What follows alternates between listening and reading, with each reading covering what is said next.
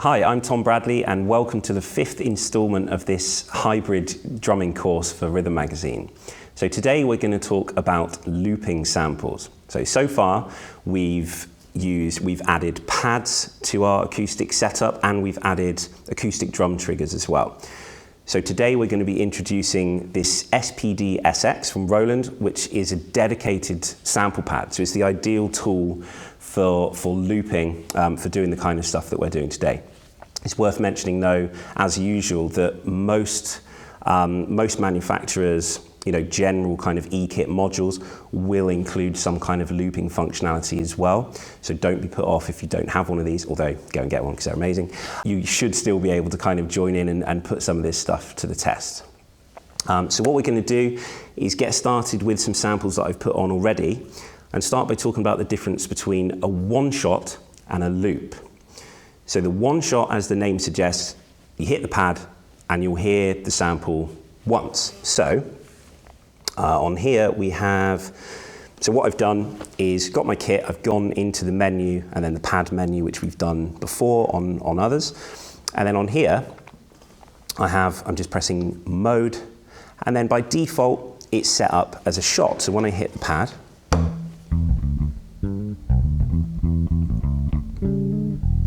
so I've got a 1-bar bass guitar loop there. And the cool thing about being a shot is that naturally, just like with a kick, kick sample or a hand clap like we've used before, every time I hit it, it's going to sound. So in this case, of it being a bar, a bar of bass guitar, it means I can actually start it from the beginning every time that I hit it again, which can be really cool.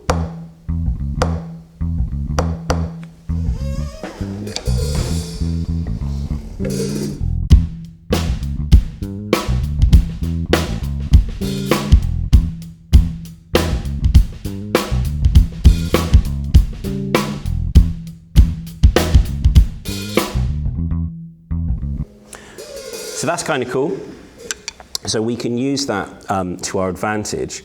Now, the only snag is, of course, we haven't actually got a way of stopping the loop. So what I did, you may have noticed, I hit a button on the SPD-SX which says all sound off. So that's kind of like a emergency, get out of jail free card type thing. Hit that all sound off and it's going to kill any sound that's playing. Okay? So, but I don't want to have to press that button when I've got the sticks in my hand and I'm playing a groove. So what we can then do is the next function that I'd like to talk about is the alt functionality. So the SPD-SX does actually have inbuilt templates, which is really handy. So the first one, you can see it's single, and that's a template for the one-shot that we just spoke about. And then you've got the phrase, which you can see it says trigger type alt. So that's going to alternate between the sound playing and the sound not playing. So it basically acts as an on-off switch. So then we can actually kill the loop when we need to by just striking the same pad again.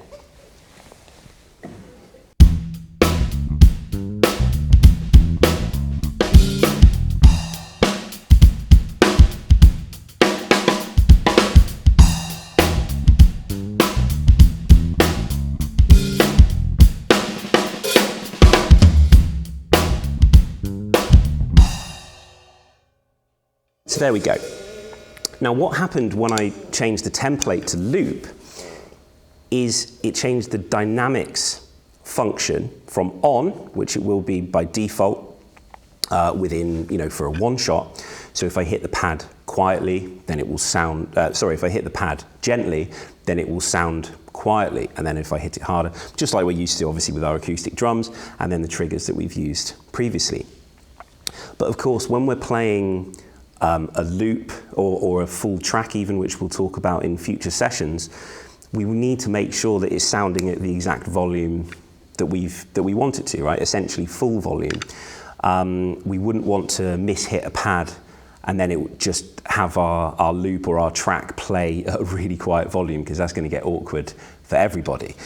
So dynamics set to off, and now we have our loop set with an on-off switch with the alt function and playing at full volume every time we hit the pad. So here we go.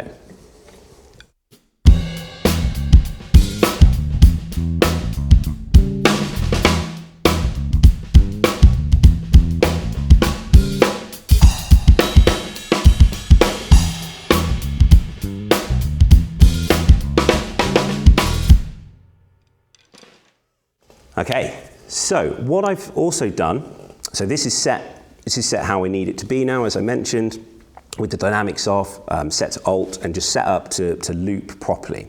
So with the other pads, I've put some other parts. So I've got a guitar part to match on this one.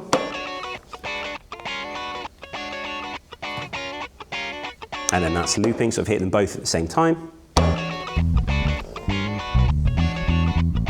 There we go.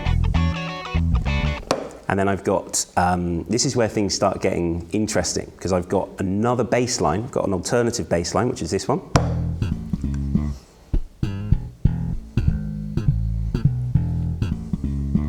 And then I have two other guitar parts as well.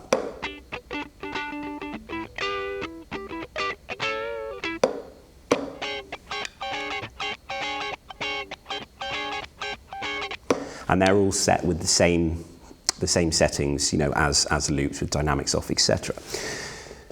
So what I don't want to have to do is to go from baseline 1, let's call it, to baseline 2, is to have to turn off baseline 1 as I turn baseline 2 on, which could be doable if you hit them both at the same time, but we need our hands and our sticks elsewhere. So what we can do is we can use the mute group function, which the SPDSX has, and most modules will have this as well, as I say. So into the menu, to the pad, and then under here, so you can see it actually comes up with the pad. So this one says pad 7, and then I've got guitar 1, and then pad 8, guitar 2, etc. Okay, so with these guitars, what I've done is I've put them each into a group, and as I go down, you can see them highlight, which is really useful for when you're setting the mute groups. So all of these guitar parts live in mute group 2, which means when I hit 1, it's going to cancel the other out, and the bass lines live in mute group 1. So they're going to cancel each other out independently, which is really cool. So I'll show you how that works.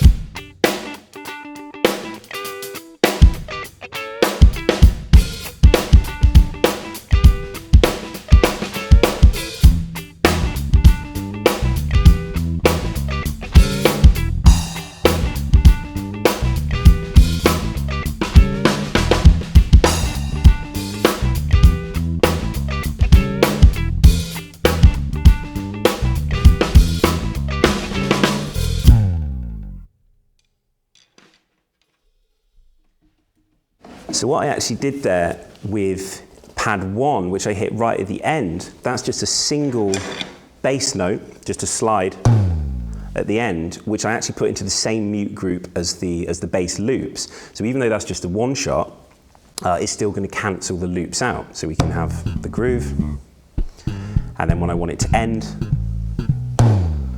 and it works really well if you're hitting the crash at the same time, for instance, because again, we just don't have enough hands to necessarily be hitting multiple pads at once. So that works pretty well. Just a final mention really on this is that using the click, so I know that these are 100 beats per minute. So what I can actually do, let's just check that the click is coming out as I want it to be. There we go. So that's just, you just head into the into the system menu, go to click, and then ensure that it's set to master, or obviously just headphones only. So if I set it to headphones only, I'll be able to hear it, whereas when I set it to master, you guys will be able to hear it as well. So when I turn the click on, then I know exactly how fast the loop is going to be, and I can count in, and it might be that I'm counting other musicians in as well, in real life. Not that we're doing much of that at the moment.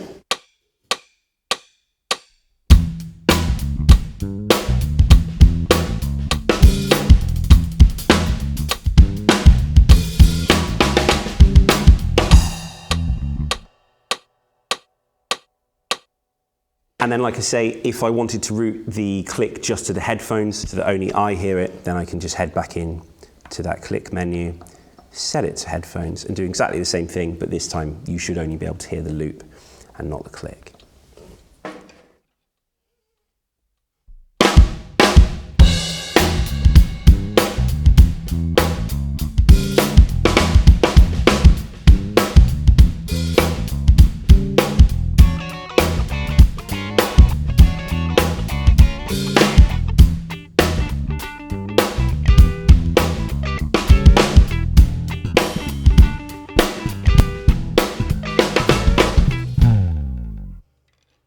There we go. So I hope that you feel that you've got something out of that, and I really look forward to seeing you guys for the next instalment.